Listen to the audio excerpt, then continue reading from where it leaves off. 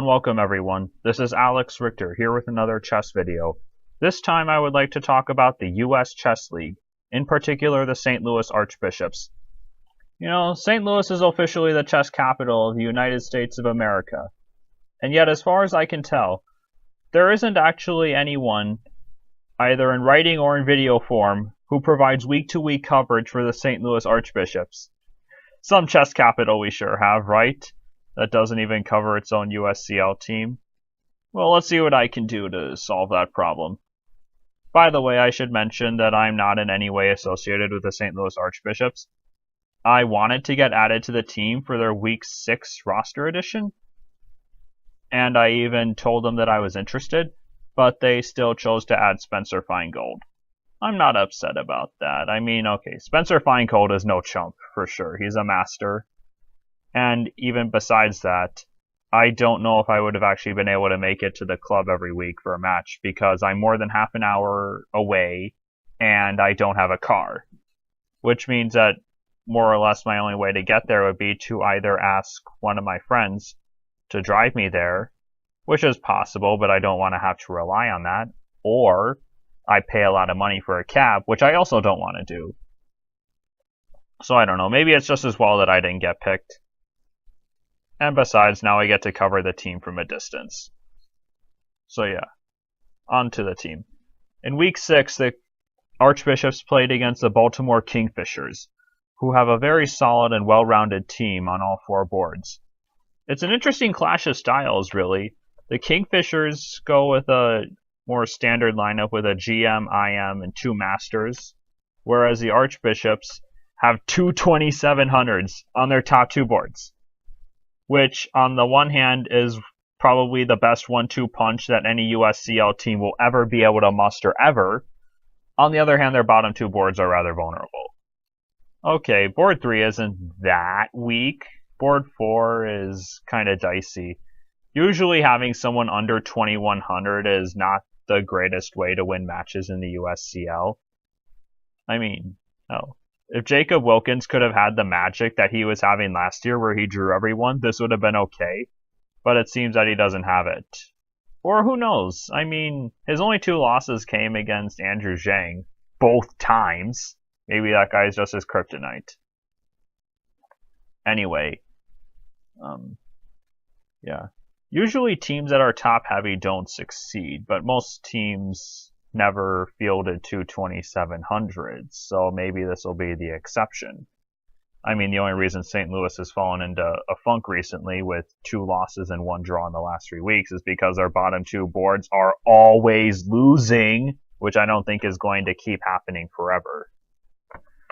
On board 1 was a very interesting game between Wesley So and Niclas Huschenbeth that even won Game of the Week. By the way, Huschenbeth himself did an extensive analysis of this game in his own video, which I recommend that you watch. The link is in the description. I'll only go through the critical moments because there's not really enough time to go through all the complications of this game. It's a theoretical battle in a 9-dwarf, which is, well, what these guys like to do, I guess. So plays this move Queen c5, which, if not a novelty, is incredibly rare. But Huschenbeth reacts normally and gets a pretty good position out of it. And now we're building up for an attack in here. So actually makes an inaccuracy with rook fd8. He should play f5 right away. He plays that next move. Instead he goes rook fd8, provoking c3, f5, ef6, bishop f6. His idea is that c3 is useful to have provoked because now b4 will open up the queen side for sure. But Niclas Huschenbeth has the possibility to put this bishop on c2. And there are possibilities to sacrifice on g6 to get a sudden checkmating attack. It's not at all obvious to see, which I guess is why they both missed it. Time pressure also is a problem. Instead he took on e6, which was not such a great decision because now So gets the initiative. h5, g5 of course, not take c3, allowing hg6, cb2, king b1. And black has no good checks. f5 is covered, c1 is covered, d1 is covered. and black is going to get himself killed pretty fast. For example, h5, accurate is g7, not allowing black's king to hide on g7, and bishop g7, you can either take on g7 or I like rook g5, which is killing. Black can pretty much resign. But of course, So wasn't going to do this. He goes g5, keeping that file closed. And now Huschenbeth's got to play some good defensive moves, which he does. Queen c7 is accurate because now if black's queen leaves the 7th rank, there is always threats of checkmate on h7.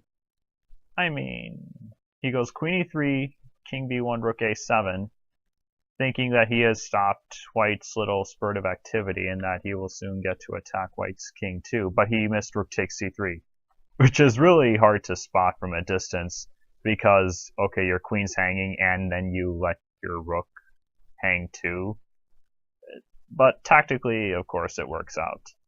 Which simplifies, and now white is a pawn up, but they're opposite colored bishops, and now black is threatening to get it back. So it's not really easy to see what white can do with it. But now some more tactics follow. Rook e8, king g7, if rook b8, rook a1, and rook e1. h6, well, okay, it's setting a trap. If black takes, then rook h1. Now the rook can take with a checkmate, or rook h4 allows trade and then take on b8 when white is winning. But this is a pretty simple trick. Instead, So goes king f7, but okay, the pawn is good on h6 anyway. So he takes on b8, we trade these rooks, and now white takes on h7. Black had the option to go rook h1 here. And the idea is that if bishop g8, let's say king e7, no, king g6, h7, this bishop is really badly placed on g8. It's like, it blocks the rook from being able to control the queening square, and it cannot really move without letting the h7 pawn hang. So it seems that black is solid enough to draw, but it's not clearly a mistake, let's say, to not play rook h1. And it makes sense to get a pass pawn for black to get a pass pawn of his own too. And now he starts pushing it, intending to give up the g pawn for the h pawn and really draw this game. Rook b7, bishop e7, king e3, g3. Repeating moves. Bishop f6 is, okay, I don't know if it's forced. Maybe he can play bishop f8, but they repeat anyway. And now an inaccuracy from white that lets black draw the game really easily, king f3. Although rook c7 doesn't give white too many winning chances either. The difference is that the rook on c7 defends c5. Whereas after king f3, g2, king f2, king f6, the whole point is that if white goes king g1, then bishop c5 queen's a pawn anyway. And if the rook were on c7, this wouldn't be happening. So instead, white has to give up the h-pawn for the g-pawn, and now it really is a dead draw. Nothing more to see here. So yeah, it's more of an interesting fighting draw than my quick commentary makes it seem to be. Again, you should watch Huschenbeth's video if you really want more in-depth commentary on this game. And this game won Game of the Week, so it must have been pretty good, right? Anyway, this was a very important draw for the Kingfishers to have picked up, because in order to beat the Archbishops, you have to somehow get a half point off of that juggernaut on 1 and 2. And the more likely place to get it is where you have a GM playing the white pieces. So that does it for this game. Now I can just get ready for the next one.